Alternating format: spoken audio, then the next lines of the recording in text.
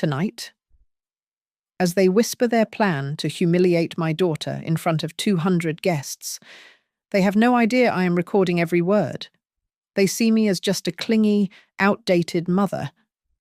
They do not realize that the ceremony, the venue, and even their financial future have been resting in the palm of my hand for months. Sit down, because by the end of this story, you will never look at a wedding the same way again. My name is Eleanor Hartman. I am 59 years old. And as I stood before the expansive mirror in the ladies' room of the Silver Creek estate, I could feel the bass of the dance music vibrating through the marble floor. The air smelled of expensive perfume and sanitizer. I looked at my reflection, at the lines etched around my mouth and the tired sag of my shoulders, and I whispered the truth to the glass. Tonight, they do not just plan to make the bride cry. They want to kill my daughter from the inside. I smoothed the skirts of my pale grey dress. It was a calculated choice, a garment the colour of dirty dishwater, designed to make me look faded and irrelevant. It was a stark contrast to the royal blue gown I had worn to the engagement dinner. The one Veronica had claimed was trying to steal the spotlight. Tonight, I looked harmless. I looked like a woman who had given up. But the eyes staring back at me were not the eyes of a defeated woman. They were sharp, alert, and terrifyingly calm. In the mirror, I saw the ghost of my daughter, Grace, 28 years old. I pictured her out there in the ballroom, smiling that wide, trusting smile of hers, completely unaware that the ground was about to open up beneath her feet. She did not know that her mother-in-law had spent weeks editing a video designed to frame her past struggles as a joke for the amusement of 200 wealthy strangers. I slipped my hand into the hidden pocket of my dress lining and brushed my fingers against the cool metal of a USB drive. On the counter, my phone screen dimmed, but the recording app was still running, capturing every second of silence. The Pierce family believed they owned the night. They believed the sound system, the massive LED screens, and the microphone were under their control. They were wrong. A memory flashed in my mind, sharp as a razor. It was Dylan, my new son-in-law, leaning in close at the engagement party, his breath smelling of scotch. "You embarrass Grace," he had said. It was the first knife he had twisted in my gut. Tonight, I was going to pull that knife out, and it would be sharper than he could ever imagine. A sharp knock on the door broke my concentration. The event coordinator poked her head in, looking flushed and impatient. "Mrs. Hartman, Mrs. Veronica is about to take the microphone to introduce the special video. The bride and groom asked if you could sit in the back row, you know, for convenience." I turned and offered her a small, trembling smile. "Of course," I said, my voice cracking just enough to be convincing. I would not want to be in the way. As I followed her out, I kept my head down, hiding the smirk that threatened to break through. She had no idea. None of them did. They did not know that I had walked into the bank 3 months ago and paid off the entire secret mortgage debt of the Silver Creek estate. Technically, every person in that ballroom was drinking champagne in a building that belonged to me. I stepped into the corridor, looking up at the crystal chandeliers. From the main hall, I heard the screech of a microphone feedback loop. "I have a question for you. Have you ever had to pretend to be weak so that people would dare to show you their true faces? We have a little gift." Veronica's voice boomed over the speakers, sugary and fake. "Just something fun." I walked slowly toward the light of the ballroom. But to understand why I was about to destroy this wedding, we have to go back. We have to go back months ago, to the moment Grace first brought him home. My life has been a collection of double shifts and the sharp scent of antiseptic. After my divorce, I did not have the luxury of self-pity. I worked 2 jobs, one as a night nurse and another cleaning offices in the early morning, just to keep a roof over our heads. I was never a wealthy woman. I drove a car that rattled when it went over 40 miles per hour, and I clipped coupons with the precision of a surgeon. But Grace never went hungry. She never wore dirty clothes, and she never went to sleep without knowing she was the most important thing in my universe. We lived in Ridgefield, a town that barely registered on the state map.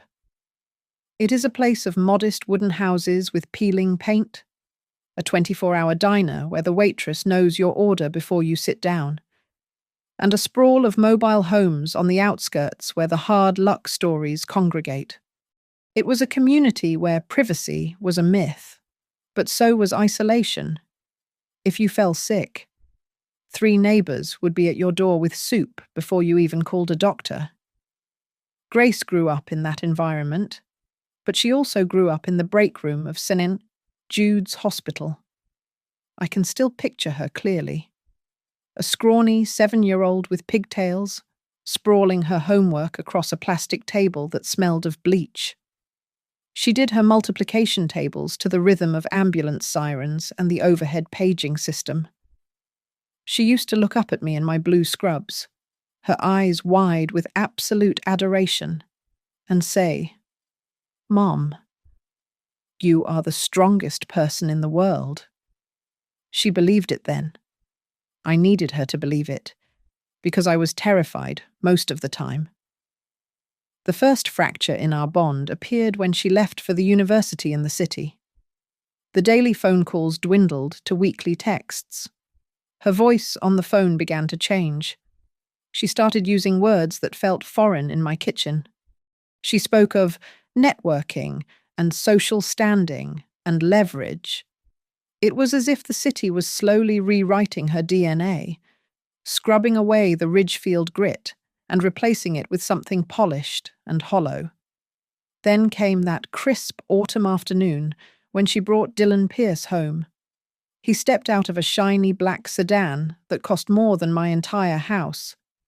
He was tall, handsome in a manufactured sort of way, wearing a shirt so crisp it looked like it would shatter if he bent over. He was the son of a real estate mogul, and he wore his privilege like a second skin.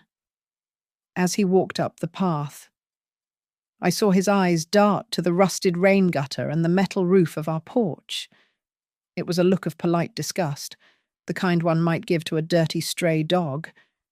"Mrs. Hartman," he said, extending a hand that felt smooth and cold. We sat down to dinner, and I served my tuna casserole, a dish Grace used to beg for. Dylan poked at it with his fork, taking a microscopic bite. He smiled tightly at Grace and said, "This is quaint. Babe, do you think maybe we should look for a place closer to the city centre for your career? Commuting from a place like this seems draining." He did not use the word poor, but it hung in the air, heavy and suffocating. A week later, the real blow came. It was a video call. Grace held the phone up, her face pale and anxious. Veronica Pierce appeared on the screen, sitting in a penthouse kitchen that was all white marble and stainless steel. She did not waste time with pleasantries. "Grace, darling," she purred. "Do you intend to update your wardrobe and perhaps work on your diction? If you are to mingle with the Pierce family clients, you cannot sound like—" "Where are you from again, Ridgefield?" I felt myself being pushed to the periphery of my daughter's life. The engagement party was scheduled for a rooftop lounge I could never afford to enter. The guest list was finalized by the Pierce family without my input. Every time I tried to ask Grace about the arrangements, she would look away, nervously picking at her fingernails. Mom, please understand, she would say, her voice small. It is just a formality. Dylan's parents have expectations. Just let it be. I remember the night after that first dinner vividly. I was alone in the kitchen, scraping the leftover casserole into the trash. The house was silent.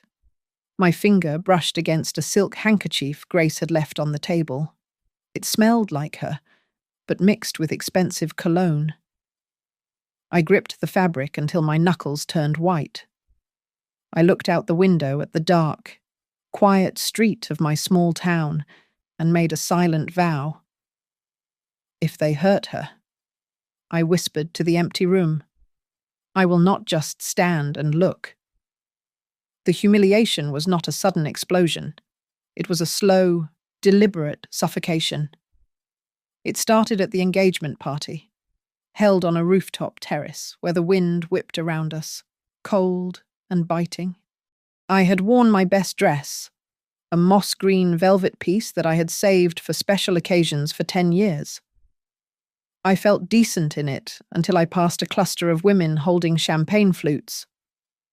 Veronica was in the center, her back to me, but her voice carried on the wind.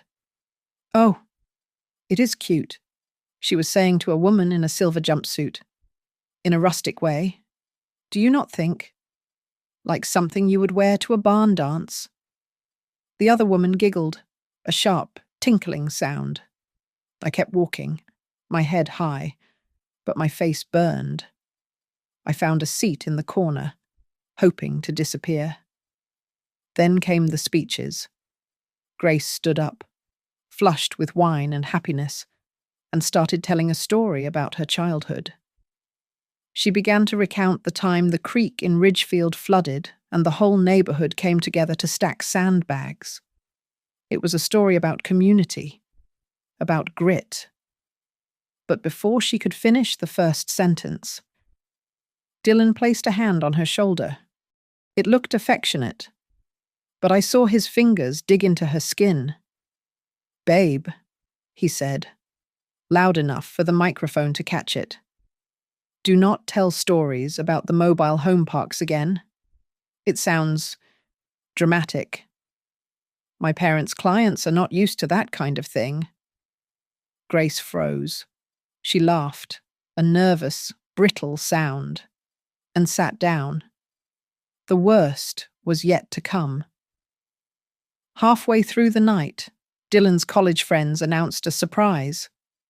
The lights dimmed, and a slideshow began to play on the massive screen. I expected romantic photos. Instead, up popped pictures of Grace from her awkward teenage years. There was Grace at 16, 50 pounds heavier, wearing thick glasses and braces. There was Grace with bad acne, eating a corn dog at the county fair. They had set it to clown music. The entire room erupted in laughter. I looked at Grace. She was laughing too, but her eyes were glassy and terrified. She was humiliated, but she was forcing herself to perform, to be a good sport. In my corner, I gripped my water glass so hard that I felt the stem crack under my thumb. My hand was shaking with a rage so pure it tasted like copper. Later. As we were leaving, I tried to pull Grace aside. That joke was too much. "Honey," I whispered. "They were laughing at you, not with you." Grace pulled away, her face hard. "Mum, you have to learn to be less sensitive. The world out here is different. Everyone teases each other a little bit." She was parroting Dylan. She was defending the very people who were tearing her down. Veronica intercepted me before I could respond. She sat next to me on a plush velvet bench, smelling of lavender and old money. She slid a sleek business card into my hand. Image consultant. It read, "I want to gift Grace a personal branding package," Veronica said, smiling with too many teeth. "Before the wedding. just so she does not have to carry the shadow of the old class with her. We want her to fit in. Right. The insults kept coming, disguised as help. At the bridal fitting, Veronica vetoed every modest dress Grace liked. She pointed to a gown that was barely there, sheer bodice, high slit. Modern brides need to be bold, she sneered, glancing at my reflection in the trifold mirror. Do not be conservative like Eleanor's generation. Then, the final blow to our dignity came with the venue change. We had always planned for the wedding to be at the small stone church in Ridgefield, where Grace was baptized. But one evening, Dylan announced that the plan had changed. The little church is not big enough for the important people, he said casually, scrolling through his phone. We are moving it to the Silver Creek estate. My family used to invest there. It is much more appropriate. I saw the pattern clearly now. Every decision was designed to scrub away Grace's past. Every suggestion was a knife aimed at me, her mother, her class, her type. They were erasing us. I tried to fight back one last time. I confronted Dylan in the hallway of Grace's apartment. I told him he was changing her into someone she was not.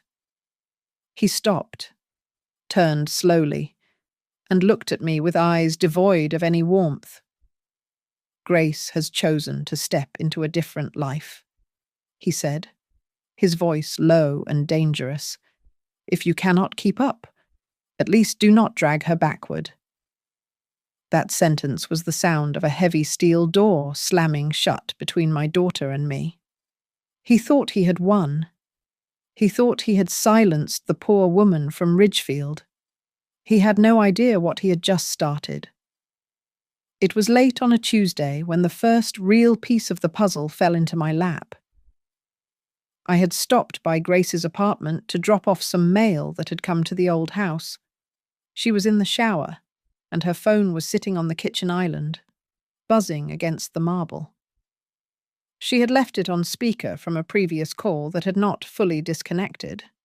I froze as I heard Veronica's voice, tinny but unmistakable, drifting from the device.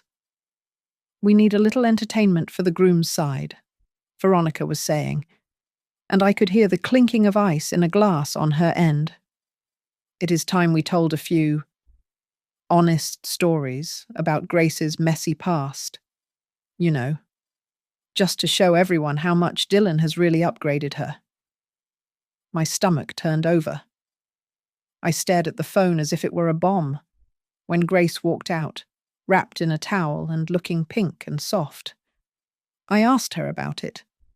I asked her what stories they were talking about. She blushed, looking down at her bare feet.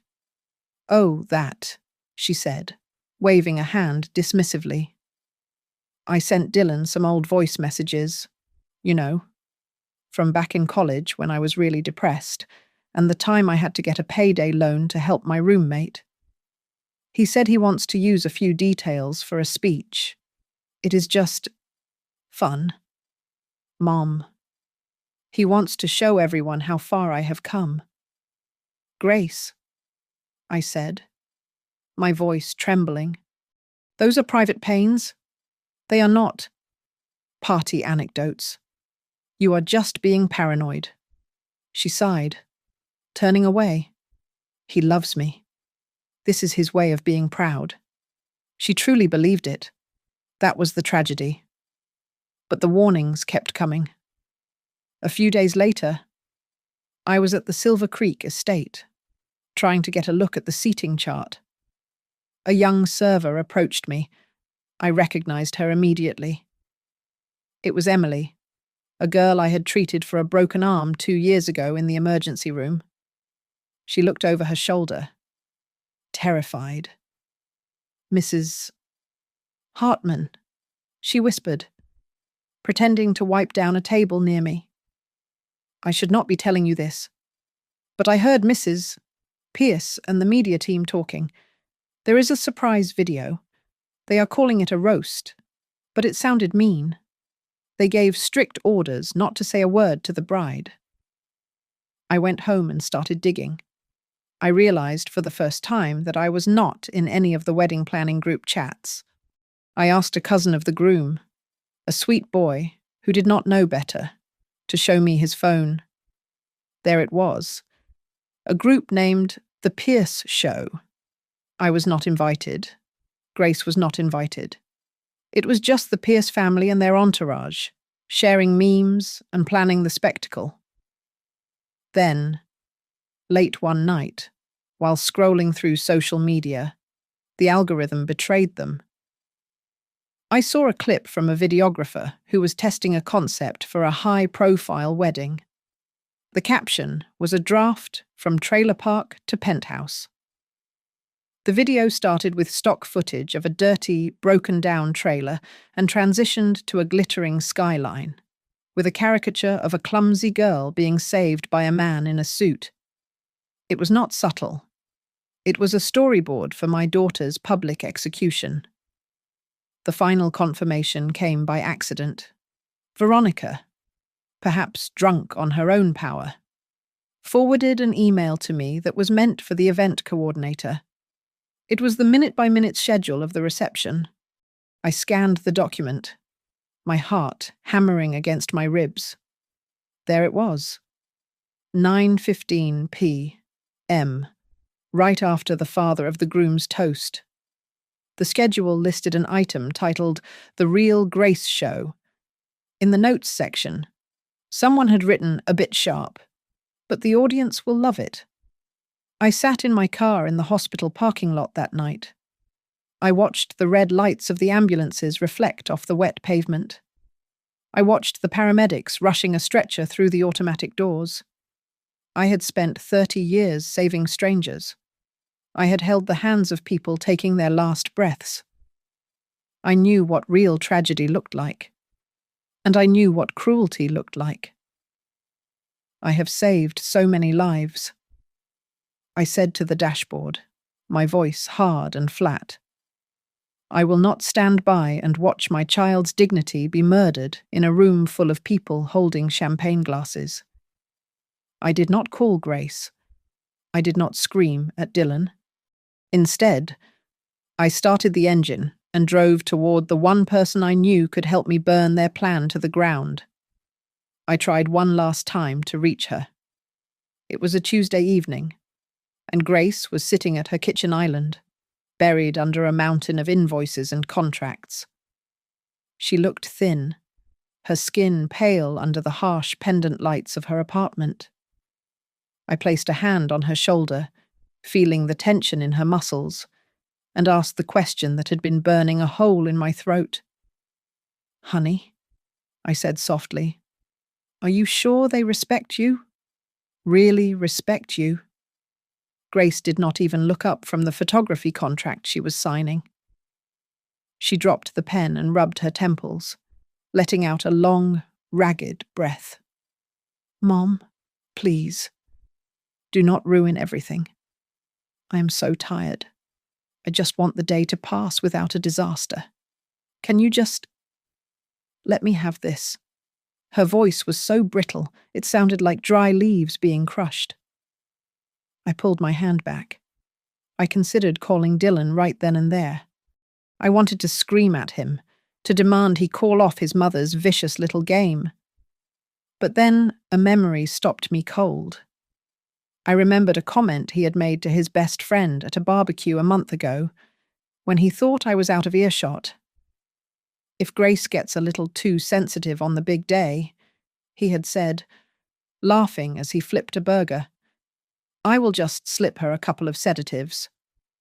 By the time she wakes up, the party will be over, and her mother can go cry alone back in the sticks. That was who he was. Talking to him would be like talking to a wall of ice, desperate for moral guidance. I went to the old stone church in Ridgefield the next morning. The air inside smelled of beeswax and old paper. I sat in the confessional booth, the wood hard against my back, and asked the pastor a question that was not really a confession. Father, I whispered, if a mother knows her child is going to be publicly humiliated, does she have the right to destroy the wedding to stop it? There was a long silence. Then came the safe, useless answer. Eleanor, he said, you must pray for peace in the family. Disruption only breeds more sorrow. I walked out of the church feeling more alone than ever. That night, I sat in my cramped kitchen, the only light coming from the street lamp outside buzzing against the window pane. I had a shoebox of photos open on the table. There was Grace at 6 years old, missing a front tooth, sitting on a rusted bicycle with her hair in a wild tangle. She was looking back at the camera, waving at me, trusting me to catch her if she fell. Guilt washed over me, heavy and suffocating. I had taught her to be kind. I had taught her to work hard. But I had failed to teach her how to recognize a wolf when it was wearing a designer suit. I had sent a lamb out into a world of butchers. I confess to you now, there was a dark moment where I thought about doing nothing. I thought about simply disappearing, staying home on the wedding day, and letting Grace face the music alone. I told myself that maybe she needed to learn the hard way. Maybe she needed to be broken to see the truth. But then I closed my eyes and pictured it. I pictured the video playing on those massive screens. I pictured the laughter of 200 strangers. I pictured my daughter's face crumbling as the people she loved mocked her deepest insecurities. I could not do it. I have to ask you something. What would you do if, to protect your child, you had to shatter the very thing she believes is her happiness? It was raining hard when I finally made the call. I dialed a number I had not called in 5 years. My sister, Clara. We had stopped talking over a dispute about our parents' small inheritance, but Clara had married a wealthy man once. She knew their world. She picked up on the 4th ring. Eleanor, she asked, her voice guarded. Is someone dead? No, I said. But I need to know something. What is the one thing people like the Pierces are truly afraid of? Clara was silent for a moment, and then she laughed, a dry, cynical sound. That is easy. Rich people never escape their biggest fear, being stripped naked in front of other rich people. They can handle a scandal if the poor see it. But if their peers see their dirt, that is death. Her words hit me like a bolt of lightning. That was it. Veronica wanted a stage. Fine. I would give her the biggest stage of her life. But the show would not be about Grace's awkward teenage years. It would be about the rot hiding behind the Pierce family's golden facade. I hung up the phone and opened my old, battered laptop. The screen flickered as it came to life. I created a new folder on the desktop. I hesitated for a second, my finger hovering over the keyboard, and then I typed the name Plan G. G for Grace. G for Game Over. I began to type a list. I listed every name I knew. I listed the medical records I had seen over the years. I listed the strange discrepancies in the real estate contracts I had glimpsed on Dylan's desk when I helped them move. I remembered the dates, the amounts, the whispers I had heard in hospital corridors.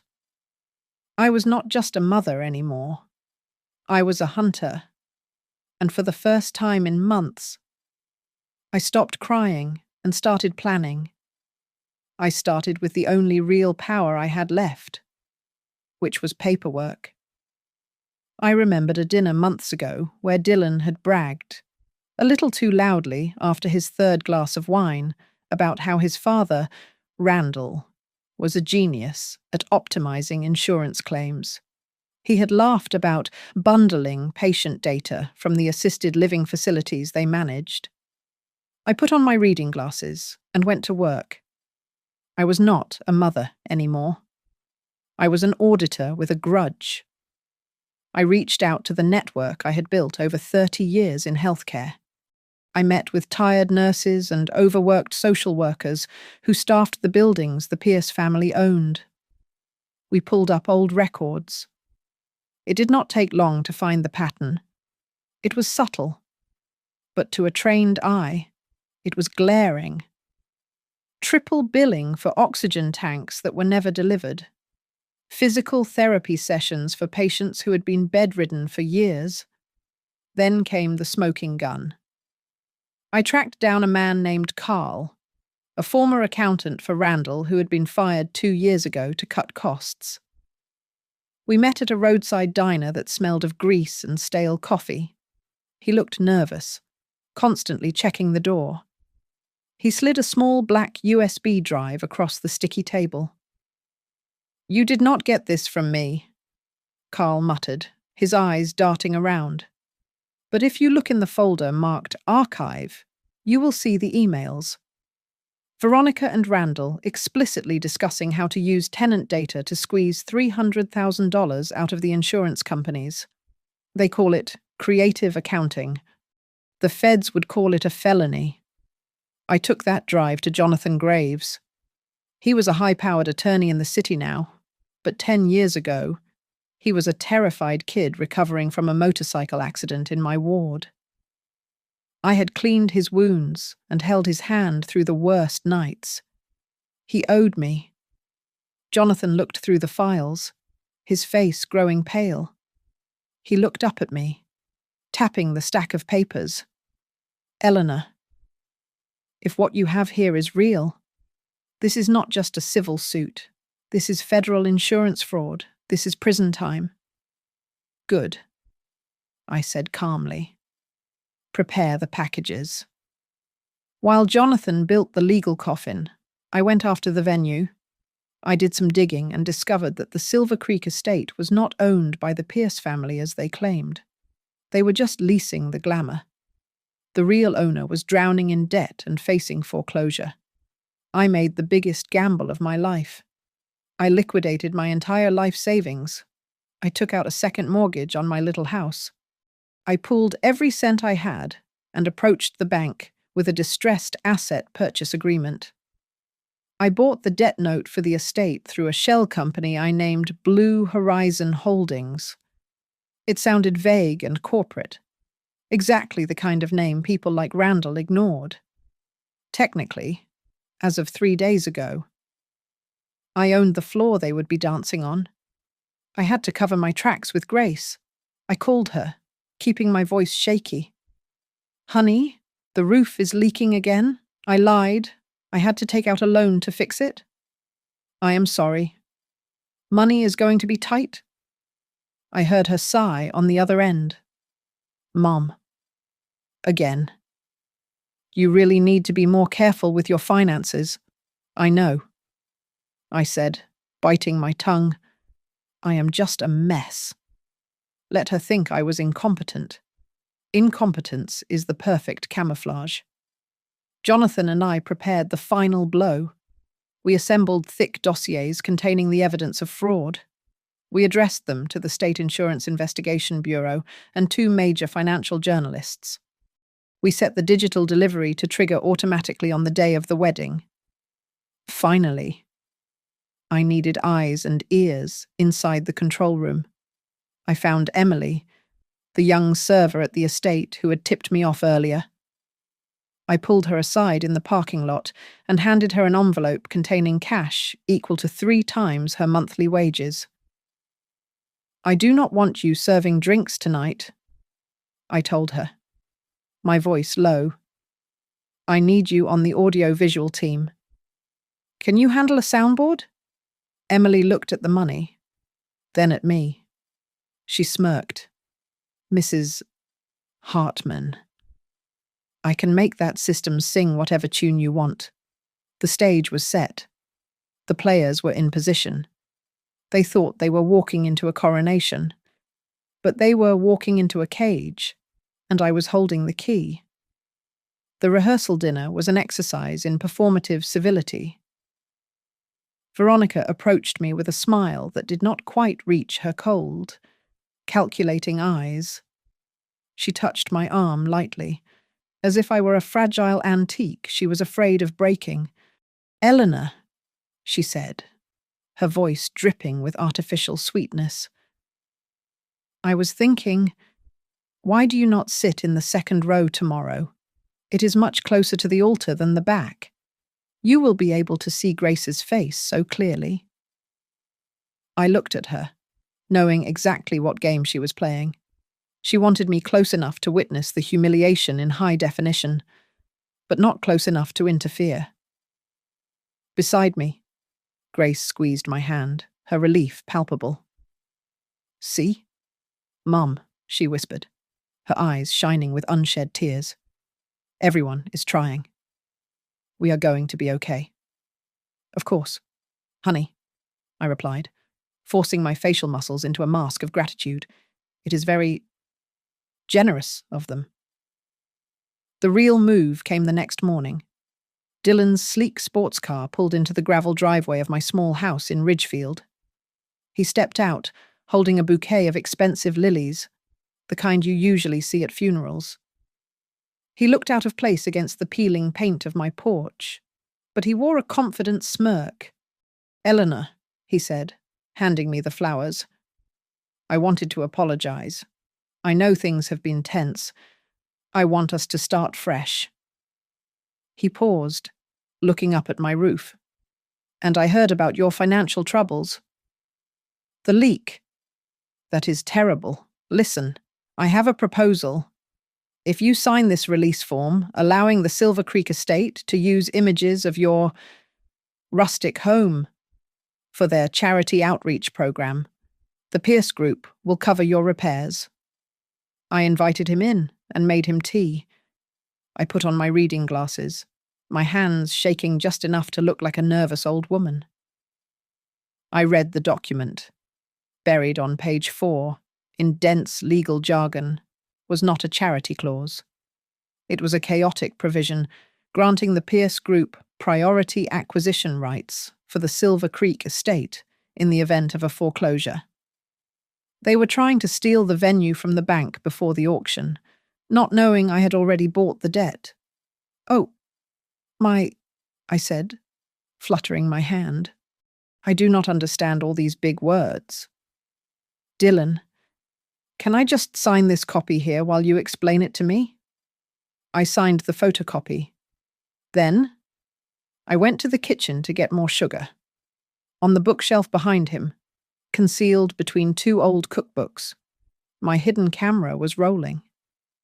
It caught the exact moment Dylan reached into his briefcase, pulled out a different page, and swapped it with the one I had just signed. He was forging a contract to steal a property I already owned. As soon as his car disappeared down the road, I sent the video file to Jonathan.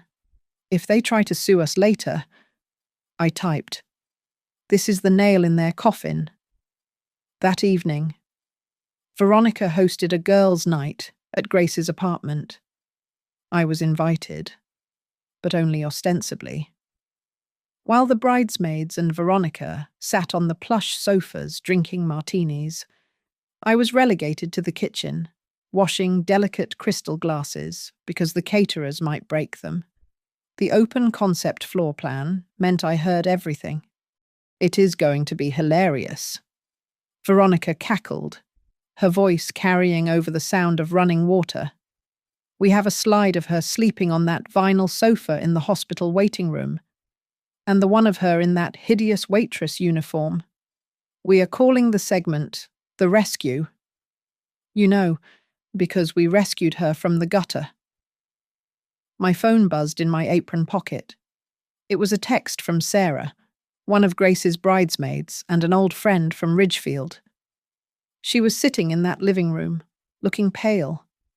"Mrs. Hartman, this is sick. Are you sure you want to stay silent? Grace is going to break."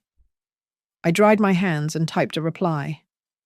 "If they want a stage, Sarah, we will turn on all the lights. Just wait." I left early, claiming a migraine. I drove back to my house and sat at my desk in the dark. I opened my laptop and logged into my email.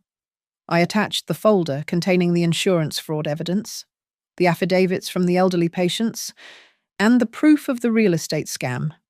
I added the email addresses of the State Insurance Investigation Bureau and 2 hungry investigative journalists I had researched. I set the delivery timer. Scheduled for 9:17 p.m. The roast video was scheduled to start at 9:15. My email would land in the inboxes of the authorities exactly 2 minutes later. I turned off the laptop. I did not sleep that night. I lay in bed, staring at the ceiling. My hand curled tightly around a silver USB drive. It did not contain the fake video I had swapped earlier. It contained the audio recordings I had gathered over the last 48 hours recordings of Veronica, Randall, and Dylan laughing about their crimes. Tomorrow, I whispered to the darkness. Tomorrow, the bill comes due. The morning of the wedding arrived with a sky so blue it looked artificial. I arrived at the Silver Creek estate early, walking alone through the rows of pristine white chairs set up on the lawn. The air was heavy with the scent of imported white roses, thousands of them, arranged in perfect, suffocating arches. I ran my hand over the velvet back of a chair and remembered the fistfuls of dandelions and wild daisies Grace used to bring me from the roadside when she was 5. She would hold them out with dirty hands, beaming with pride. Those weeds had more life in them than this entire manicured landscape. My resolve, which had flickered in the night, hardened into stone. Veronica was already there, pacing the perimeter of the dance floor with a headset on, barking orders like a television director. She spotted me and marched over, not breaking her stride. She did not say hello. She just looked at my dress, a simple navy ensemble, and gave a curt nod. "Eleanor," she said, pressing her earpiece against her head. "Just try to blend in today. As long as you do not have one of your senior moments in front of the guests, we will be fine."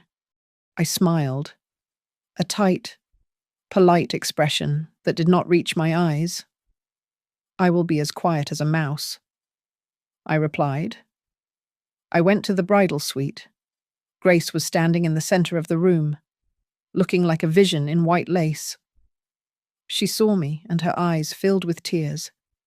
She shooed the makeup artist away and grabbed my hands. Her grip was desperate. "Mom," she whispered, her voice trembling. "I know you do not like how they do things. I know they can be difficult. But I love Dylan. Please, just for today, do not do anything to make me lose him." The words twisted like a knife in my chest. She was begging me to let them walk all over us because she thought that was the price of love. I kissed her forehead, smoothing back a stray curl. "I only want you to be happy, Grace," I said. It was the truth. But she did not know that her happiness required burning down the lies she was standing on. The ceremony was a blur of rehearsed perfection. I sat in the second row, watching them exchange vows. I heard the "I do." I saw the kiss, and I heard the polite applause of 200 people. But in my head, all I could hear was the ticking of a clock. Tick, tick, tick. We were inching closer to 9:15. The reception moved into the grand ballroom. Veronica was in her element, moving from table to table, clinking glasses. She made toast after toast, each one a backhanded compliment wrapped in a smile. "To Grace," she said, raising her glass high. "Who is so lucky to have found a family like ours? It is just so inspiring to see someone overcome such humble beginnings." The guests laughed politely. Grace smiled. but I saw the corner of her mouth twitch. I was seated at table 19, right next to the service doors, where the waiters rushed in and out with trays of filet mignon. It was the worst seat in the house for a guest, but the best seat for a general. It made me invisible. I caught the eye of Emily, the young server turned sound technician, as she slipped through the door. She gave me a nearly imperceptible nod. The trap was primed. At 9:10 in the evening. Dylan took the microphone. He looked handsome, relaxed, and utterly arrogant. He looked at Grace with what seemed like affection, but his words were poison. "I am not afraid to remind everyone where Grace came from," he said, his voice smooth as silk, "because I am always going to be proud that I was the one to bring her here, to this life." The room erupted in applause. Grace looked down at her lap. I sat perfectly still, my hands folded on the tablecloth, watching the digital clock on the wall. 9:14. Veronica stepped onto the stage. She took the microphone from her son, her eyes glittering with malicious anticipation. The room quieted down. "And now," Veronica announced, her voice echoing through the hall, "we have a special surprise. It is time we all see the real journey of our lovely bride. A little gift from us to you." The lights in the ballroom dimmed until we were plunged into darkness. A hush fell over the crowd. The massive LED screen behind the head table flickered to life. Up in the control booth, hidden from the eyes of the guests, Emily's hand hovered over the console. Her phone buzzed with my signal. In one smooth motion, she pulled out the black USB drive labeled Pierce Family Montage and slammed in the silver drive I had given her that afternoon. No one on the floor breathed. They were waiting for a comedy. They were waiting to laugh at my daughter. They had no idea they were about to witness an execution. The screen exploded into light, blindingly bright in the dimmed ballroom. But instead of a grainy photo of a teenage Grace tripping at a prom or eating a corn dog, the image was razor-sharp high definition. It was a video recording of a small, glass-walled meeting room. Veronica was sitting at the head of the table, sipping an iced latte, her face contorted in a sneer that looked 10 feet tall on the LED display. "We simply cannot let those people think they are our equals," the Veronica on the screen said, her voice booming through the surround sound speakers with terrifying clarity. "Grace is a sweet girl, but she needs to understand her place. And her mother God. She is like a stray cat that you feed once, and it never leaves." The air in the ballroom was sucked out instantly. 200 people stopped breathing at once. The video cut to a montage, edited with the precision of a documentary. It showed Veronica laughing with her media team. Let's call it From Trailer Park to Penthouse. She cackled on screen, tapping a pen against her lips. "Oh, and include that photo of her crying in the bathroom when her loan application was denied. Put a clown horn sound effect over it. Trust me, the guests will laugh. It softens the blow if we make it a joke." Then, the tone shifted darker. The image changed to a shaky camera angle, filmed from a hidden position on a bookshelf. It showed Randall and Veronica sitting in their study, surrounded by stacks of paper. "We can squeeze another 200,000 out of the insurance providers if we optimize the tenant data." Randall's voice was calm, businesslike. "Just batch the claims. No one checks every single medical file for the elderly residents. They are just numbers. Veronica. As long as we feed the right people in the agency." Veronica replied on the screen, signing a document without looking at it. No one will ever touch us. A gasp rippled through the crowd, starting low and rising into a wave of shock. I watched the guests.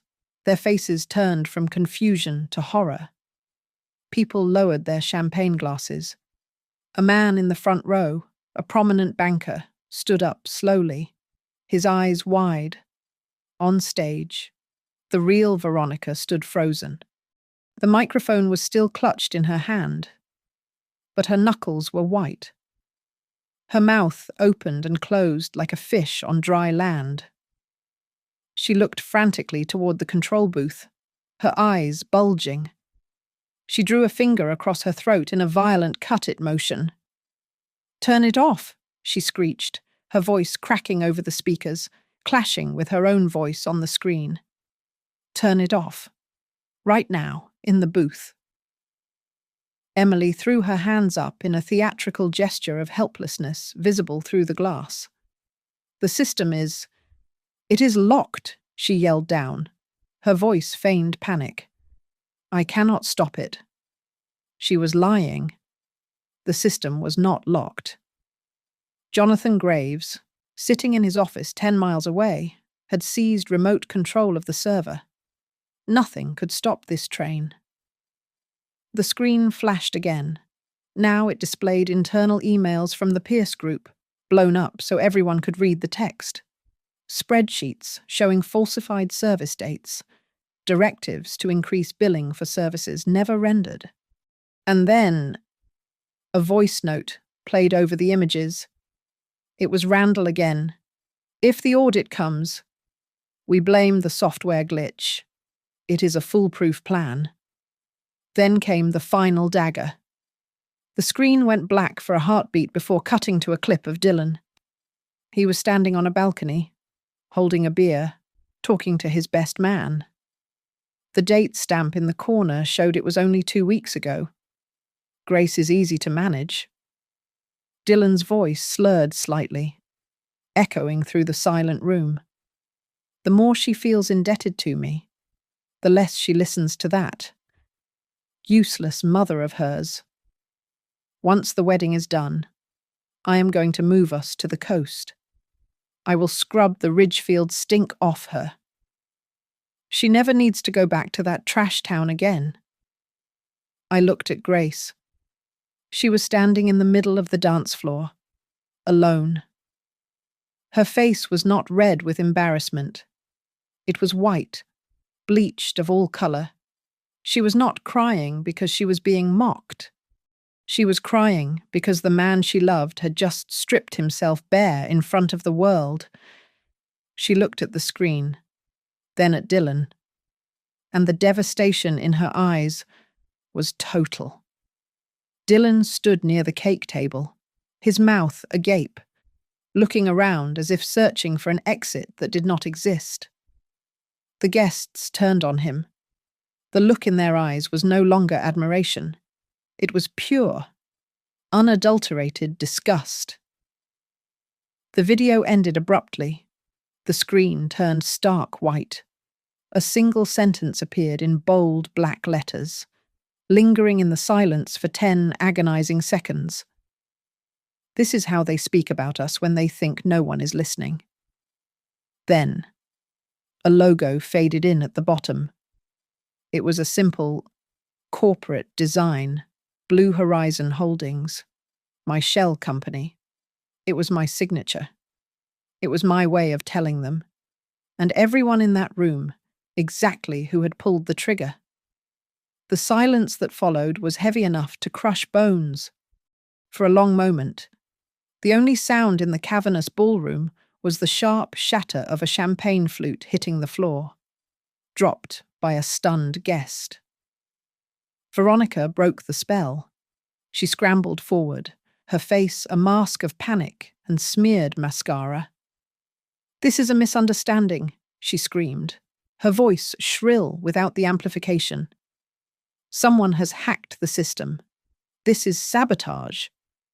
She reached for the microphone again, but a large man in a black suit, the head of security, stepped in front of her. He did not look at her. He looked past her, toward the back of the room where I was sitting. I gave a small nod. He gently but firmly removed the microphone from her hand.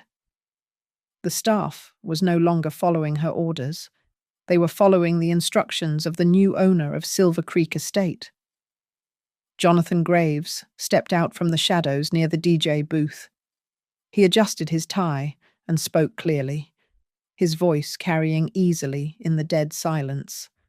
"Ladies and gentlemen, my name is Jonathan Graves.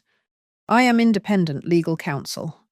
I am here to inform you that the evidence of insurance fraud and real estate embezzlement you just saw, along with thousands of pages of supporting documents, was electronically delivered to the State Attorney General and 2 major news outlets exactly 3 minutes ago."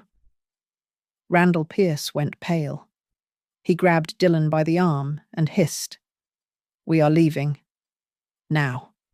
Get Grace." But they could not move. A group of men in expensive suits, investors and partners of the Pierce Group, had already stood up, blocking the aisle. "Hold on, Randall," one of them said, his voice low and dangerous. "Did you funnel our investment capital into your private accounts through these medical fees?" Dylan ignored his father. He turned to Grace, his hands reaching out, trembling. "Babe," he stammered, sweat beading on his forehead. I can explain. It was just talk. You know how my parents are. I was just playing along to keep the peace." Grace took a step back. She looked at him, really looked at him, for the first time in years. She saw the fear in his eyes, but it was not fear of losing her. It was fear of exposure. She remembered every word he had said in that video. She remembered every time he had silenced her, every time he had told her to hide her roots. "No," Grace said. It was a soft word, but it hit him like a physical blow. I stood up then. I did not need a microphone. I walked to the center of the room, my heels clicking rhythmically on the hardwood. I stopped between my daughter and the family that had tried to erase her. "I apologize for the disruption," I said, looking around the room. "I know you all came here for a wedding, but I made a promise a long time ago. I will not let anyone, no matter how much money they have, use my daughter's poverty as a form of entertainment." Veronica lunged forward, pointing a shaking finger at me. "You crazy old witch. You ruined your own daughter's wedding. You destroyed her happiness." I did not look at Veronica. I turned to Grace. I looked into her eyes, which were finally clear. "Grace," I asked gently, "do you want to continue to walk into a family that will use every secret you have as a weapon when it suits them?" The room held its breath.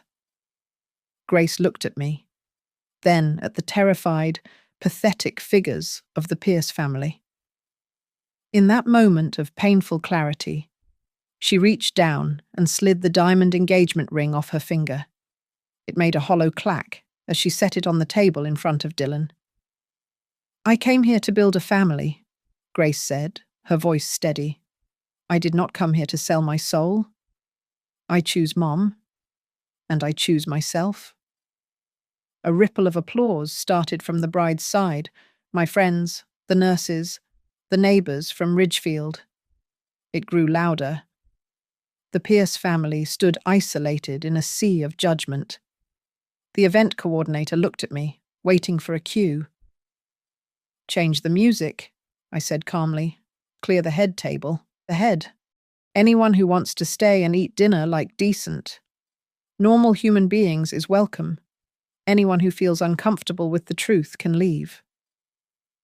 The last image of the night was not of a cake cutting or a first dance. It was of Grace and me sitting on the back stone steps of the estate. Her white dress was smudged with dust at the hem. We held hands, resting our heads on each other's shoulders. Through the darkness, We watched the flashing red and blue lights of 3 police cars and federal sedans speeding past the estate gates, heading toward the city to find Randall and Veronica. Inside the hall, the music had started again, not a waltz, but an old rock song we used to listen to in our kitchen. It was the sound of justice.